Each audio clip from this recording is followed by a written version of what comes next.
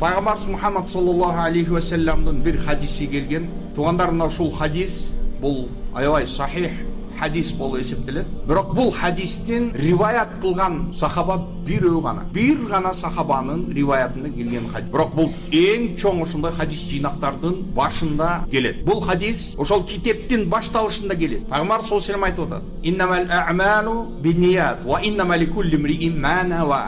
Ар бир жасалган иштер адамдардын ниетине жараша болот. Жана ар бир инсан үчүн эмнени ниет кылса, ошол ниетине жетет. Хадистин уландысында "Фаман канат хижратуху илаллахи ва иля расули, фа хижратуху илаллахи ва расули." Кимдин хижраты эгерде Аллах үчүн болсо, Аллахтын элчиси пайгамбары үчүн боло турган болсо, демек анын хижраты Аллах жана пайгамбары үчүн. "Фаман канат хижратуху лидуния юсибуха ау имраатин янкихуха фа хижратуху иля ма хаджара илей." Кимдеги эгерде ошол хижраты адамдын ошол жетем деген бир материалдык бир байлык, материалдык бир нерсени көздөп ошол дүнүйө үчүн жасаган болсо, жана ошондой эле үйлөнөмүн деген ушул аял үчүн болгон болсо, ошол хадистин аягына көңүл бурабыз. Пайгамбар саллаллаху алейхи ва саллям айтып атат: "Фа хижратуху иля ма хаджара илей." Ал адамдын хижраты демек ошол хижрат кылган нерсеси үчүн.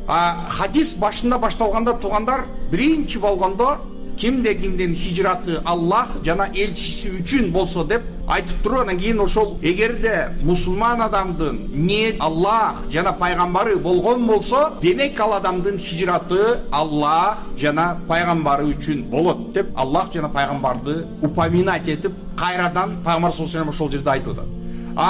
Экинчи ушул Аллах жана пайгамбардан кийин келген материалдык кызыкчылык менен адамдын шахватына баалык таандык болгон, мисалы аял заты боло турган болсо, ким ошол жете турган ошо дүйнө үчүн болсо, же болбосо үйлөнөм деген аял үчүн болгон болсо, фа хижратуху, анын хижраты иля дегени бул баягы предлог, ма хаджара илей, ма деген сөз бул тугандар неодушевленный предметти указывать эткен нерсе деп айтсак болот. Ма хаджара илей. То есть Пайгамбар саллаллаху алейхи ва саллям ушул жерде анын демек ким аял үчүн, дүйнө үчүн болгон болсо, значит ал ошо көздөгөн нерсеси үчүн деп Пайгамбар саллаллаху алейхи ва саллям айтты. Көздөгөн нерсеси үчүн деп. Бул дегени настолько Пайгамбар саллаллаху алейхи ва саллям мына ушул жерде материалдык баалуулук менен аял затына шахваты үчүн болгон нерсенин ничтожный экендигин тастыктап көрсөтүп турган нерсе. Ойлонуп, терең кичине ой жүгүртө турган болсок, ушул нерсени түшүнсөк. Бүгүн биздин тугандар проблемаларыбыз дал ушундан келип чыгат. Бул дүйнө, мына жер бетиндеги адамзаттын ушул жашап аткан жер бетиндеги проблемалардын бардыгы дал ошол проблема. Биринчи орунда адамдын доминировать этип, адамдарга ошол мотивация берип, адамдарды ошол нерсеге түрткү берип жаткан нерселер биринчи орунда материалдык интерестер. Бардык проблема обогащение, личное обогащение, проблема ошол. Бул илгертен болуп кеткен, болуп келген ушу колониялар, мисалы айтайлык, мына Америка, бүгүнкү мисалы ошол дүйнөдөгү супер держава деп мисалы СШАны айтса болот. Чындыгында США супер держава. Дүйнөдө Кытайды биз айтып атабыз, бирок Кытайды канчалык бул дагы аябай чоң бир дракон болуп чоңоюп келип аткан болсо дагы, бирок СШАнын алдына баары жетпейт. Россияны айта турган болсок, Россиянын эч нерсеси калганы жок.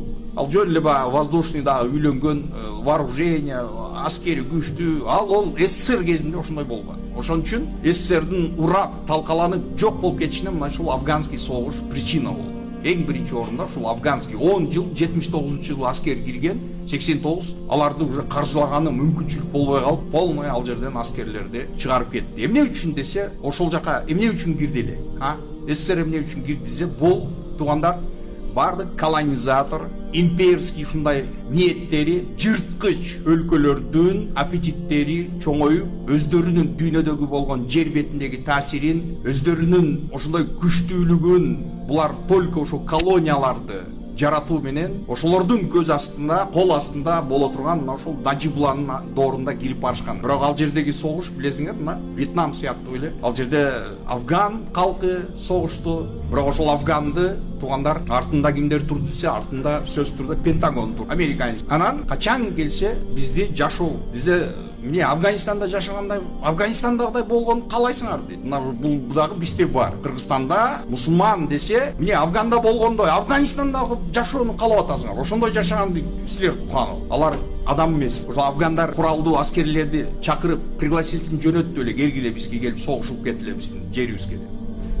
Мына ошол нерселердин бардыгын мен эмнени айтып атам? Мен айтып атканым мына ушул ар бир ушул дүйнөдө жер бетиндеги жасап аткан адамдардын ошондой захватнический, мисалы, жырткыч ошондой табиатын көрсөтүү, же болсо ошонун бардыгынын артындагы нерсеси туугандар ошол жактагы болгон байлык, ошол жер астындагы ошол недраларды, ресурстарды чыгарып кетмей, мына ошол нерсе негизги максаты болгон. Мына ошол эң күчтүү болгон США-ны туугандар миллиондогон ошол жердеги аборигендерди, индеецтерди кырып, алардын жерлерин кырып, алардын алтындарын алуу үчүн, башка кылыш үчүн бүгүнкү мисал деңгээлге жетишти. Кулдук система, рабовладельческий система Америкада болгон, ал жака привозной бүт алып келген завозимый, мисалы кара түстүү негроид расасындагы болгон адамдар ал жакта кул катары колдонулган. Кул. Адамдын мына ушул кулдук табияты, туугандар, кулдук табияты ар бирибиздин жүрөгүбүздө бар. Эмне үчүн, туугандар? Эмне үчүн дегенде биз кулбуз. Абду, мынакей Абдулла, Абсаттар, Абдусамат, Абдужалил деп биз аттарды айтып атпайбыз. Абдун деген сөз бул кул. Кул да. Кимдин кулу десе, Аллахтын кулу. Ла илаха иллаллах деген мына ошол бир гана жаратуучу болгон, жер асмандарды жараткан кудуреттүү Аллахтан башка татыктуу, ибадатка сыйынууга татыктуу болгон Кудай жок, бир гана Аллах бар деген ушул калима, иман калимасы болуп эсептелет, туугандар.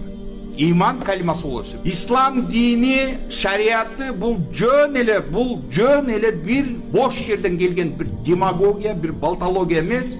Ислам дини бул реалдуу адамдар үчүн алып келген, ишине камтыган жакшылыктарды алып келген. Ошон үчүн туугандар, Аллах субханаху ва таала Куран Керимдин көптөгөн аяттарында бизге пайгамбарларды сүрөттөп, мынакей ушул Тавротто жана Инжилде келген Мухаммад алейхиссалам тууралуу информация Таврот менен Инжилде келген. Ошол жерде аларга ыплас нерселерди тыюу салып, аларга таза болгон нерселерди уруксат берип, адал кылып, мына ошол туура жолго чакыра турган пайгамбар келет деп Тавротто жана Инжилде ушундай информациялар бар эле. Бирок Таврот менен Инжил, туугандар, адамдар тарабынан кийлигишүү болуп, бүгүнкү мисалы Библияны алып көрө турган болсок, туугандар, Библиянын 100гө жакын ушундай аналык түрлөрү бар. Лукадан, Матвейден жана башка, кыскасы толтур. Ал эми Куран, Аллах субханаху ва таала Куран Керимде айтып атат: "Инна нахну наззална зикра ва инна лаху лахафизун." Биз бул зикирди түшүрдүк. То есть зикир деген бул Куран. Биз Куранды түшүрдүк. Биз бул Куранды сактайбыз деди. Аллах таала өзүнүн кепилдигин алды. Ошондуктан бүгүн эгерде бир адам бир Курандын бир нускасын, айтайлык, Канададан алган болсо, экинчисин Австралиядан алып келип туруп салыштырсаң, эч кандай айырмасы жок. Эч кандай айырмасы жок. Ошол текст, ошол эле текст. Болгону кээ бир кыраттарында болгон айырма болушу мүмкүн, бирок текстовый жактан эч кандай Курандын бири-биринен болгон айырмалары жок. Бул дегени тамгасында, башкасында эмес, ичиндеги камтылган основасы, ичиндеги камтылган акыйкат, чындыкка эч кандай сырткы бир кийлигишүү болуп, Куран бузулган эмес, туугандар. Ошон үчүн бүгүн 21-кылым болуп турган болсо дагы Куран Керим, Пайгамбар Мухаммад алейхиссалам талимдери бүтүн ушул современный жашоонун талаптарына бардыгына жооп берет. Ветхий Завет, мынакей Ветхий Завет, Тора деп, Ветхий Заветте мисалы туугандар карагыла. Куранда Аллах таала айтып атат: "Кабара мактана индаллахи ан тaqulu ма ла тафалу." Силер өзүңөр кылбаган нерсени эмне үчүн сүйлөйсүңөр? Эмнеге силер башка бирөөлөргө айтасыңар деп Аллах таала бул нерсени айыптуу экендигин Аллах таала айтып атат. Жемелеп атат. Аллах жемелеп атат. Болбойт. Адам өзү оңдолбой туруп, эмнеге өзүңөр жасабайсыңар, анан кийин башкаларга үйрөтөсүңөр деп адамды лицемериядан, эки жүздүүлүктөн, амал кылбастан, ушундай нерселерден шариятыбыз тыюу салып атат. Эми мынакей Ветхий Заветтеги болгон заветке көңүл бурабыз. Ветхий Заветте келип аткан нерсени ал айтып атат. Ал жерде ошол Тавроттогу келген эмесин жазылып турат да, ал жерде айтып атат: "Жөөттөргө, Бану Исраил, мынакей жөөт, гой, өздөрүнүкү, жөөт эмес болгон калктар изгойло." Бизде бул термин изгой болуп дегени бул жат бол. Баягы гадкий утенок деп коет го. Ошол сыяктуу изгой дегени жөөт эмес, бул значит башка бир улуттан.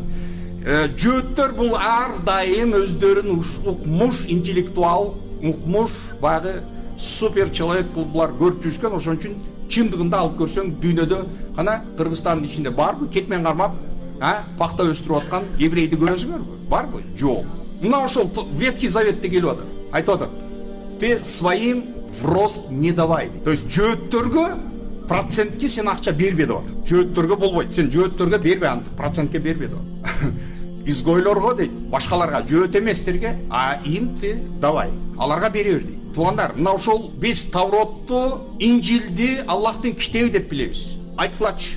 Аллах субханаху ва таала адам затын мынакей бир аятында Хужурат сүрөсүндө инна халакнакум мин закари ва унса ва жаалнакум шуубан ва кабаила лита'арафу инна акрамакум индаллахи аткакум. Айтып атат, биз силерди аял эркектен жаратып, силерди түрдүү улут, түрдүү уруулар кылып туруп биз жаратып койдук. Силердин бири-бириңерден болгон өзгөчөлүк, бири-бириңерден болгон ушул өзгөчө артыкчылыгыңар улут менен уруу менен эмес, болгондо дагы Аллахтын алдында только бир гана таква менен болот деп Аллах Таала ушул аятта айтып атат. Түшүнүп атасыңар? Бул жерде жок баягы кыргыз кыргыз эмес, өзбек өзбек эмес. Жолзам кыргыз сен кыргыздарга процентке бербе, өзбектерге процентке берер деген нерсе бул Кудайдын айткан акыйкатына дал келбейт. Ошон үчүн мына ушул Ветхий Заветте Торада айтып атат, сен өзүңкүлөргө сен бербе процентке, а жат адамдарга процентке макул бере бер, аларга уруксат деген нерсе бул Кудайдын сөзүнө окшоп атабы? Окшобойт. Дал келбейт. Кудайдын противоречить эткен сөзү, жараткан Аллах Тааланын противоречить эткен өзүнүн сөзүнө өзү противоречить эткен сөз бул тугандар, бул кемчилик, бул кемчилик. Аллах Таала субханаллахи, субхана раббика раббил иззати амма ясифун. Жараткан кудуреттүү Аллах бул полноценный зат. Аллах субхана ва таала бүгүн бир нерсени айтып, эртеси күнү туура эмес болуп калыптыр. Бул жер ката болуп калган экен, бүгүн мындай, андай эмес. Жараткан кудуреттүү Аллах Таалада андай кемчилик болушу мүмкүн эмес. Субханаллах. Ошон үчүн тугандар, бүгүн биз проблемалардан кутулабыз. Адамдар оңдо болуш керек, ынтымак болуш керек, биримдик болуш керек. Неге проблема болуп атат? Субханаллах. Кудайдан коркмойнча бул проблемалар эч качан чечилбейт. Адамдар сырткы болгон фальш, эки жүздүүлүк менен мына ошол фальш менен мисалы мамиле жасап атат дагы, бирок ошол ичи ушундай кайнап от менен алоолонуп жанып турган болсо, сөзсүз түрдө бир күнү ошол организм сбой берет, ошол жерде проблема башталат. Ошон үчүн Аллах субханаху ва таала бардыгыбыздын ыймандарыбызды бекем кылсын. Амин.